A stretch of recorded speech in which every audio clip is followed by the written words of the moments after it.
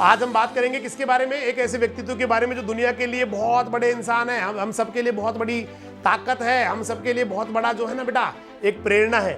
देखिए मैं ऐसे लोगों को भगवान मानता हूं बेटा, मैं ऐसे लोगों को गॉड मानता हूं, ऐसे लोगों को गॉड मानता हूं क्योंकि गॉड से हमें क्या मिलने वाली है, गॉड से प्रेरणा मिलने वाली है। भाई भगवान से क्या मिलती है, प्रेरणा तो मिलती है। भगवान को हे भगवान ऐसे उनकी महिमा गाते हैं, हम आरती में क्या कर रहे हैं, भगवान की प्रशंसा कर रहे हैं, भगवान की बड़ाई कर रहे हैं, भगवान के बारे में भगवान को उनको बता रहे हैं आपकी इतनी ताकत है, आप में इतनी शक्तियां हैं, आपने ना सुरसा का भी, सुरसा के मुंह में जाके भी फाड़ के निकल गए आप वापस, आपने ये किया है प्रभु, आपने ये किया, आपने ये किया। हम बड़ाई तो कर रहे हैं भाई, है ना भाई, हम बड़ाई तो कर रहे हैं उनकी, तो बड़ाई कर रहे हैं वहां पर। तो अभी और उनसे फिर मिलता क्या हमें, हमें उनसे प्रेरणा मिलती है। भाई प्रभु कह रहे सच्चाई के मार्ग पे चलो। भगवान राम बहुत बुरे हालात के बावजूद भी मर्यादित रहे, मर्यादा पुरुषोत्तम कहलाए, तो हमें उनसे प्रेरणा मिलती है कि हमें मर्यादित रहना चाहिए। बल्कि पूरी रामायण तो बेटा, रामायण ने तो पूरी समाज की व्यवस्था बनाई है, रामायण ने पूरी समाज की व्यवस्था बनाई है। क्या होता है देवर और क्या उसके कर्तव्य है अपने भाभी के प्रति, जिंदगी में कभी सीखना हो रामायण देखना।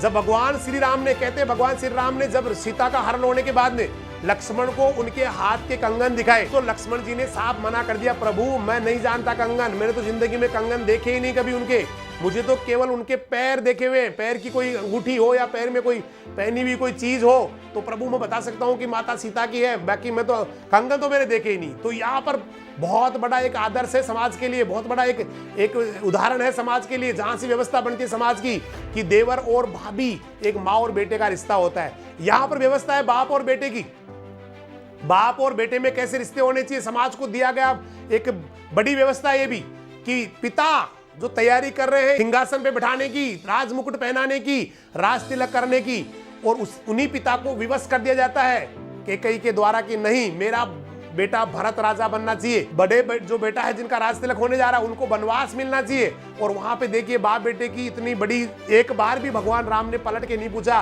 क्यों मैं क्यों जाऊं। जैसे आज आपको कह दिया जाए, आपके फादर कहते निकल जाए यहां से, यहां मत आना, तो पता क्या कहोगे, क्यों जाऊं मैं, हाँ क्यों जाऊं, मारो मेरा संपत्ति पे अधिकार है इस पे, मेरे दादाजी ने आपको दी है, आपको मुझे देनी है, कैसे निकाल देंगे। लेकिन वहां भगवान राम ने पलट के एक बार भी क्वेश्चन नहीं किया, उन्होंने कहा ठीक है प्रभु कब जाना है बताइए, पिताश्री कब जाना है, सुबह जाना है अभी निकल जाऊं। दशरथ जी ने कहा कि नहीं, वो तो खैर ऐसी व्यवस्था थी, बिल्कुल अवस्था भी खराब हो गई थी, तो उनको कहा गया भाई आपको सुबह जाना है और ये कपड़े भी चेंज करके जाने हैं, जंगली जो जंगलों में रहते हैं वनवासी वेश पहन के जाना है। तो यहाँ पर व्यवस्था मिलती है, पिता और पुत्र के क्या रिश्ते होते हैं, कोई क्वेश्चन नहीं, पिता ने कहा जाना है तो जाना है, यहाँ एक व्यवस्था। उसके बाद दो भाइयों में क्या हो सकता है, आप लक्ष्मण और राम को देख सकते हैं, राम और भरत को देख सकते हैं। भाई भरत जाते हैं, बोला जी मैं राजा नहीं बनूंगा अगर राम नहीं बन पाए। आप देखिए कहाँ एक ऐसा शासन भी आया कई बार जहां पर मार काट मची है राजा बनने के लिए, जहां पर काट दिया अपने भाई को, काट दिया अपने पिता को, मार दिया, सूली पे चढ़ा दिया। ऐसी व्यवस्था, ऐसी भी स्थितियां बनी है, बहुत बड़ा इतिहास भरा पड़ा है। लेकिन वहां पर व्यवस्था थी कि नहीं भैया आप राजा नहीं बन पाए तो मैं भी राजा नहीं बनूंगा, केवल मुझे आपकी चरण पादुकाएं दे दीजिए, इन्हीं चरण पादुकाओं को रख के मैं ये शासन चलाने वाला हूं। तो वहां पर व्यवस्था इस तरह की, तो वहां पर अलग अलग आपको हर कैरेक्टर को देखेंगे तो वहां पर लगेगा कि यही व्यवस्था समाज की बाद में बनी होगी या इसके हिसाब से पूरा समाज बना होगा। इसीलिए बेटा हम लोग, क्योंकि हम लोग मर्यादित है, हर व्यक्ति अपनी जगह मर्यादित है, एक पिता मर्यादित है अपनी जगह, एक बेटा मर्यादित है, पत्नी मर्यादित है, इसीलिए पूरा व्यवस्था चल रहा है, पूरा सिस्टम चल रहा है। तो बेटा बहुत बड़े एक एग्जाम्पल्स हमारे लिए, तो वो भगवान है। मेरी बात चल रही थी कि भगवान को हम इसलिए पूछते हैं, इसलिए क्योंकि वहां से हमें प्रेरणा मिलती है, भगवान को इसलिए हम आरती करते हैं क्योंकि वहां से प्रेरणा मिलती है। तो अगर किसी इंसान से जो इस धरती के ऊपर इस समय भी है और उनसे अगर आपको प्रेरणा मिलती है तो he is also a god, वो भी भगवान है। डॉक्टर एपीजे अब्दुल कलाम भगवान है। आई exactly don't see the God, मैंने एग्जैक्टली किसी भगवान को देखा नहीं है, मैंने केवल उनको फोटो में देखा है, लेकिन मैंने चलते फिरते भगवान को देखा है, जिनकी वजह से ये पूरी हमारा हिंदुस्तान आज एक मजबूत महाशक्ति के रूप में उभरा हुआ है। एक मजबूत उनकी बनाई हुई जो मिसाइल है, उनकी वजह से किसी की हिम्मत नहीं है पड़ोसी देश की कि वो आंख उठा के बात कर ले या बड़ी आवाज में बड़े सुर में बात कर ले। नहीं तो भाई साहब ये जो है ना, ये देश वाला मामला बड़ा खतरनाक होता है बेटा। हर एक कंट्री चाहता है कि दूसरे को हड़प जाऊं, मैं दूसरे को चबा जाऊं, उसके सारे जो है ना सब कुछ मैं अपने आप ले लूं। तो ऐसे कुछ भगवान है, तो कुछ चलते फिरते भगवान हमने देखे हैं। आपके माता पिता आपके लिए गॉड है बेटा, he is God, they are God, क्योंकि वो आप उनके बिना बेटा आपका धरती पे आना असंभव था।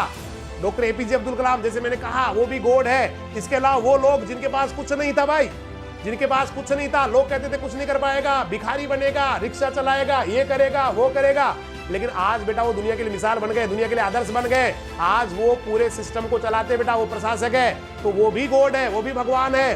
तो ऐसे न जाने कितने लोग हैं जिनसे हमें प्रेरणा मिलती है, वो भी भगवान है, क्योंकि भगवान से प्रेरणा मिल रही है तो उनसे भी प्रेरणा मिल रही है। He is God, then they are also God.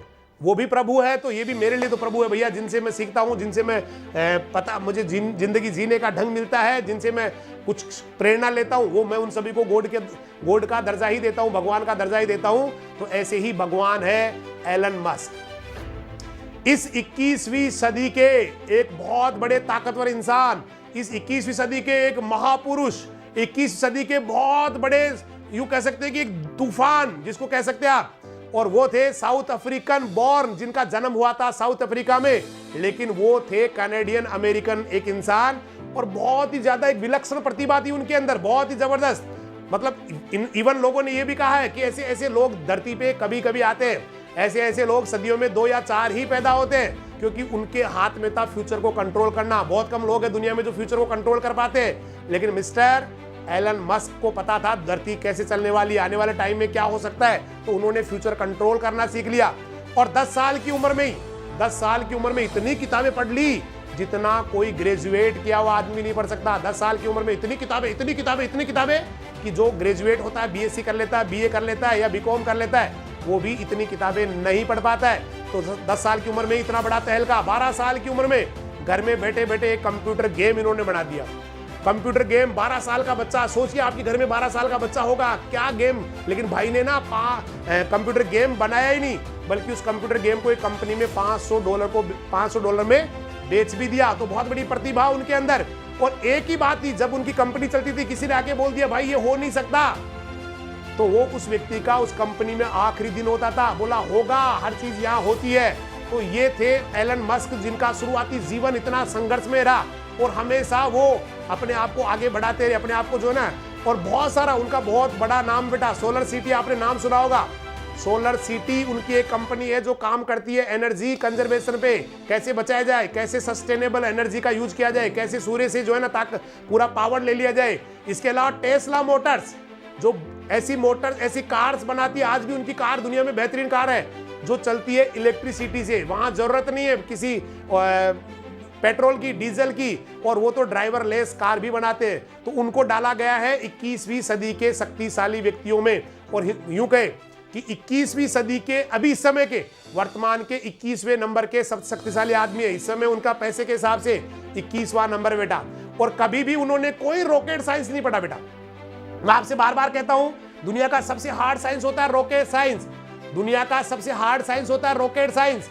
और भाई ने बिना एक दिन फॉर्मल ट्रेनिंग लिए हुए, बिना एक दिन पढ़े हुए, अपने केवल किताबें पढ़ के, इंटरनेट पे देख के, खुद को ही ट्रेन कर और ये बन गए हैं बहुत बड़े रॉकेट साइंटिस्ट। इन्होंने रॉकेट साइंस मतलब 15 घंटे दिन में पढ़ना। सोचिए एक छोटा सा बच्चा, 10 साल का, 15 साल का बच्चा, और वो कितने घंटे पढ़ रहा है? 12 से 15 घंटे पढ़ रहा है। बहुत सारी कंपनीज उनकी है, जिप2, पेपल, स्पेस एक्स, टेस्ला, न जाने हाइपरलूप, और खूब सारी न्यूरालिंक, काफी सारी कंपनीज उनकी है, जहां पर पूरे दुनिया में धूम मची उन कंपनी की, बहुत बड़ा नाम है। तो ऐसे भगवान, ऐसे ईश्वर को मैं चाहूंगा जरूर आप जाने, उनके बारे में, उनके पावर्स के बारे में समझे, उनकी शक्तियों के बारे में समझे, क्या किया है। और 1995 में, 1995 में, हो सकता है आपका जन्म भी नहीं हुआ होगा, उस समय अपने भाई के साथ मिलकर इन्होंने एक कंपनी बनाई थी। और कंपनी से जब वो कंपनी बड़ी हो गई, जहां काफी सारे लोग, सीईओ ज्यादा बढ़ गए, काफी शेयर होल्डर्स की संख्या बढ़ गई, तो खुद की कंपनी से ही इनको निकाल दिया गया बेटा। 1995 की बात है ये। उसके बाद में इन्होंने एक दूसरी कंपनी बनाई, टेक बबल, वो भी किसी दूसरी कंपनी को बेच दी गई, और वहां से उनको मिले थे $22 मिलियन। जब उनकी टेक बबल को किसी कॉम्पैक्ट कंपनी को बेचा गया, तो वहां से उनको मिलता है $22 मिलियन। सोचिए $22 मिलियन कितनी बड़ी रकम होती है। एक छोटा सा बच्चा जो 20, 22, 25 साल का, उसके लिए $22 मिलियन बहुत बड़ी रकम होती है। अगर कोई और होता ना, तो किसी आइलैंड पे चला जाता बेटा, कहीं आइलैंड खरीद लेता, पूरा का पूरी द्वीप खरीद लेता, और वहां पर आराम से जिंदगी बसर कर रहा होता। लेकिन ये बाकी लोगों के लिए था, ये एलन मस्क के लिए नहीं था। एलन मस्क तो इस दुनिया में तहलका मचाने आए थे। उन्होंने उस पैसे को खर्च नहीं किया, बल्कि उस पैसे को यूज करना शुरू कर दिया और उन्होंने आगे शुरू कर दी X.com ऑनलाइन कंपनी, जो उस समय की सबसे बड़ी ट्रांजैक्शन कंपनी थी, जो पैसे को ट्रांजैक्ट करती थी। लेकिन वो भी किसी दूसरी कंपनी के साथ उसका कॉन्फ्लिक्ट हो गया और वहां भी सीईओ से उसकी बहस, सीईओ तो ये थे और वहां के जो सीटीओ थे उनसे उनकी बहस हो जाती है। और उस सीटीओ की बहस में ये तो घूमने गए हुए थे, कहीं शादी का हनीमून कहीं मना रहे थे, पीछे से पूरा का पूरा बोर्ड उन्होंने अपने कब्जे में करके और सबको बेटा उनको फिर से बाहर निकाल दिया। सोचिए खुद की बनाई हुई कंपनी में किसी को खुद को ही बाहर निकाल दिया जाए, कितनी बड़ी बात है, कितनी बुरी बात है। लेकिन यहाँ पर ऐसा भी उनके साथ हुआ। इसके बाद में वहां से उनको मिलता है $165 मिलियन, $165 मिलियन, बहुत बड़ी रकम। वो बोला यहाँ नहीं रुकना, मेरे को इससे भी आगे जाना है। अब तो मैं मंगल ग्रह पर लोगों को लेके जाऊंगा, मंगल ग्रह पर जाके लोगों को बसाऊंगा, मंगल ग्रह पर जाके जो है ना वहां पर लोगों को कॉलोनी बनाऊंगा, वहां पर लोगों को रखूंगा और इसके लिए मुझे रॉकेट चाहिए। उस रॉकेट्स की व्यवस्था करने के लिए वो चले जाते हैं रसिया। लेकिन वहां जाके उनको पता चलता है कि एक रॉकेट का खर्चा आ रहा है $8 मिलियन। उन्होंने कहा कुछ कम करते हैं, लेकिन पार पड़ी नहीं, क्योंकि $8 मिलियन बहुत बड़ी रकम होती है एक रॉकेट के लिए। तो उन्होंने कहा पड़ेगी नहीं पार। खुद की कंपनी बना डाली स्पेस एक्स, खुद की कंपनी बना दी बेटा स्पेस एक्स। और वहां पर उन्होंने रीयूजेबल रॉकेट्स, एक बार यूज की हुई रॉकेट फिर से काम लेने का उन्होंने सारा सिस्टम बनाया। लेकिन उन्होंने कहा ले जाऊंगा मैं। और रॉकेट को जब सफल करने की बात आई तो सबसे पहला रॉकेट जब छोड़ा गया तो बेटा रॉकेट में ही आग लग गई, इंजन में आग लग गई और फेल हो गए बुरी तरह से। बहुत बड़ा खर्चा उनका वहां से हो गया। सेकंड बार जब उन्होंने फिर से रॉकेट को छोड़ा तो वो जैसे ही छूटी थी उसके बाद उसका जो है ना ऑफ रूट हो गई, फिर से वो फेल हो गए। यहाँ पर इतना पैसा, इतना बर्बाद वो हो चुके थे कि सब कुछ उनका लुट चुका था, लेकिन हिम्मत नहीं आ रही। इसके बाद तीसरा उन्होंने फिर से कहा, तीसरी बार फिर से ट्राई की और तीसरी बार वो ऑर्बिट में चली गई, कक्ष में चली भी गई, लेकिन वहां से फेल, फिर वहां जाके ऑफ रूट हो गई। सोचिए आप, सब कुछ बिक गया, कुछ नहीं, बर्बाद हो गए, सब कुछ खत्म कहानी, सारे लोग, जितना पैसा था सब कुछ खत्म, कोई है नहीं। लेकिन उसने कहा एक ट्राई और करूंगा भाई, एक ट्राई, क्योंकि ये चैंपियंस होते हैं बेटा, गिरने के बाद भी उठने की जो हिम्मत करते हैं वो चैंपियन होते हैं। और वही चैंपियन वो थे। उन्होंने कहा और करने वाला हूं एक ट्राई, और बहुत जल्दी करने वाला हूं, बहुत फास्ट करने वाला हूं, चौथी बार रॉकेट बना के भेजने वाला हूं।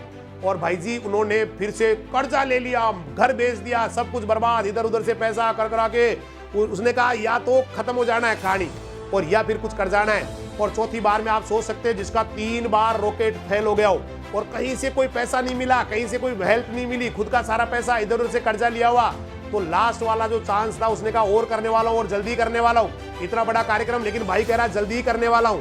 और भाई उसने चौथा प्रयास किया, सब कुछ बर्बाद हो गए और चौथे प्रयास में उसका कार्यक्रम सफल हो गया, रॉकेट लॉन्च हो गया बेटा। और जैसे ही रॉकेट लॉन्च हुआ, रीयूजेबल रॉकेट है, जा भी रहा है, जाने के बाद में वहां पर जो भी आपको छोड़ना है, सैटेलाइट छोड़ना, वो छोड़ भी रहा है और वापस भी लौट के आ रहा है, मंगल ग्रह पे जा भी सकता है, वापस भी आ सकता है। ऐसा रॉकेट बनाने वाले बहुत बड़ी शक्ति, बहुत बड़ा ताकत वो बन गए थे। और जैसे ही ये प्रोग्राम उनका सफल हुआ उसके तुरंत बाद में ही $1.5 बिलियन का प्रोजेक्ट उनको मिल गया था नासा से। और इसके बाद में न जाने कितनी सारी कंपनियां, न जाने कितनी सफलताएं उनको मिली है, न जाने कितने। तो ये जो जुनून होता है बेटा, ऐसे लोग दुनिया में कम मिलेंगे जो इतना जज्बा रखते हैं, हारने के बाद में भी खड़े हो जाते हैं। हम लोग नहीं कर पाते बेटा, हम लोग किसी चीज को कोशिश को करते हैं, थोड़ा सा आगे बढ़ते हैं, फिर फेल हो जाते हैं, फिर थोड़ा सा कोशिश करते हैं, फिर फेल हो जाते हैं, और तीसरी चौथी पांचवी बार जब फेल हो जाते हैं उसके बाद में प्रयास करना छोड़ देते हैं, क्योंकि हम एक आम आदमी बेटा। लेकिन एलन मस्क बेटा आम आदमी नहीं है, वो इस दुनिया के लिए बेहतरीन, यूं सोच नहीं सकते कि वो कहां से कहां पहुंच गए। एक बर्बाद हुआ आदमी आज दुनिया में 21वें नंबर का सबसे अमीर व्यक्ति है। और अगर अब हम बात करें उसकी आगे जो फ्यूचरिस्टिक जो उसकी सोच है, उसके हिसाब से उस जैसा कोई दुनिया में है नहीं। तो सही कहा किसी ने, ऐसे लोग दुनिया में कभी कभी आते हैं, सदियों में 3 या 4 लोग आते हैं। तो ये सब कुछ बेटा हर इंसान में होता है। ये चीज, ये क्वालिटी कोई भगवान अलग नहीं डालता है, कोई अलग फैक्ट्री में आदमी नहीं बनाए जाते हैं, कोई अलग से कोई ऊपर से गिरता नहीं है बेटा। सभी को धरती पे एक ही तरीके से आना होता है, सभी को धरती पे जो है ना एक ही तरीके से, सबका एक जैसा ही जन्म होता है, सब कुछ सब एक जैसा होता है। और जन्म के समय कभी ऐसा नहीं होता है कि कोई जन्म के समय ये बन जाए कि मैं ऐसा कर सकता हूं, मैं वो नहीं कर सकता हूं। ये बेटा उस समय नहीं होता है। वो आप जन्म लेने के बाद में कैसा सोचते हैं, कैसे लोगों के बीच में रहते हैं, आप किस तरह का व्यवहार आपका जो है ना लोगों के साथ है, लोगों के साथ क्या इंटरेक्शन है। जैसे वो जीन इंटरेक्शन चल रहा है, तो आपका लोगों का आपके साथ क्या इंटरेक्शन है, आपका लोगों के साथ क्या इंटरेक्शन है, कैसे जुनूनी लोगों के बीच में रहते हैं, कैसे बेहतरीन लोगों के बीच में रहते हैं, इसका जिंदगी में बड़ा फर्क पड़ता है। तो बेटा आप किसी एलन मस्क से कम नहीं है बेटा। कोई भी एलन मस्क जो है ना वो आपसे बड़ा नहीं है बेटा, आप उनसे भी महान है। बस ये जज्बा पाल लीजिए, मुझे लड़ना है आखिरी तक, मुझे करना है जिंदगी में कुछ, मुझे बढ़ना है आगे, मुझे बनना है तूफान, मुझे इस दुनिया को दिखाना है कि मैं धरती पे आ चुका हूं। क्योंकि आपको पता है काफी सारे लोग धरती पे आते हैं जाते हैं, किसी को पता नहीं चलता कौन आया कौन गया, पड़ोस वालों को पता नहीं होता। शहरों में तो ये हालत है कि पड़ोस में कौन रहता है किसी को नहीं पता। जिंदगी हो गई 50 साल हो गए, कौन रहते पता नहीं, कहाँ के रहने वाले पता नहीं, कहाँ से आके रह रहे पता नहीं, है ना, कोई पता नहीं होता किसी को। कुछ ही लोग होते हैं जो अपने दम पे अपनी पहचान बना लेते हैं। बेटा एलन मस्क बन जाते हैं, तो आप एलन मस्क है बेटा, आप एलन मस्क है, आपके अंदर एलन मस्क से भी ज्यादा कैलिबर है, क्षमताएं हैं, केवल उस दिशा में सोचना शुरू कर दीजिए। बहुत सारे क्वेश्चन आते हैं, बच्चे पूछते हैं कि सर मैं पढ़ना शुरू करता हूँ, काफी देर तक मैं ठीक भी रहता हूँ, उसके बाद में फिर से मैं भटक जाता हूँ। एक बेटी का आज बहुत अच्छा क्वेश्चन था, मैंने नाम तो भूल गया गुड़िया का, उसने कहा सर हम करते हैं कोशिश, ऐसा नहीं है कि हम कोशिश नहीं करते, हम पढ़ते हैं, फिर उसके बाद थोड़े दिनों बाद में, अभी जैसे आपने कहा हमारे अंदर बहुत आग लग जाती है, हम सुबह पढ़ते हैं, शाम को पढ़ते हैं, जल्दी उठ के पढ़ते हैं, लेकिन दोपहर आते आते फिर बैक टू नॉर्मल लाइफ, वैसे हो जाते हैं सेम टू सेम, पता नहीं कहाँ चला जाता हो। तो बेटा वो आप, मैं फिर पहले भी आपको मैंने कहा है कि ये इसलिए हो जाता है क्योंकि आपको पता नहीं है जो काम अभी आप कर रहे हैं उससे आपकी जिंदगी पे क्या फर्क पड़ने वाला है। आपको नहीं पता बेटा क्या फर्क पड़ने वाला, जिस दिन पता चल गया ना उससे क्या फर्क पड़ने वाला आपकी लाइफ पे, आप जीवन में क्या कर सकते हैं, जो अभी वाली पढ़ाई वो कहाँ ले जाएगी आपको। भाई मैंने कई बार आपको कहा है 6वीं क्लास की, 7वीं क्लास की, पहली दूसरी तीसरी चौथी 5वीं 12वीं तक की जो पढ़ाई की आपने, वो पढ़ाई केवल परसेंटेज बढ़ाने के लिए की है। अभी जो आप पढ़ाई कर रहे हैं, मेडिकल की कर रहे हैं, नीट की कर रहे हैं, आईसीआर कर रहे हैं, जेट की कर रहे हैं, या किसी की भी तैयारी कर रहे हैं, वो आपकी जिंदगी के लिए कर रहे हैं बेटा। क्योंकि बेस्ट कॉलेज अगर आपको मिल गया तो वहां पर सफलता जो है ना बेटा आपकी सुनिश्चित हो जाती है। और थोड़ी सी कमी की वजह से अगर आपको ऐसा वैसा कॉलेज मिल गया जहां माहौल सही नहीं है पढ़ाई का, जहां, तो बेटा वो फिर उस वहीं से आपकी जिंदगी में प्रश्न चिन्ह लगना शुरू हो जाता है। तो सब कुछ आपके अंदर ही है, कहीं बाहर से कुछ नहीं आना बेटा। बन जाइए बेटा अपने काम के प्रति पागल, भूल जाइए कुछ दिनों के लिए।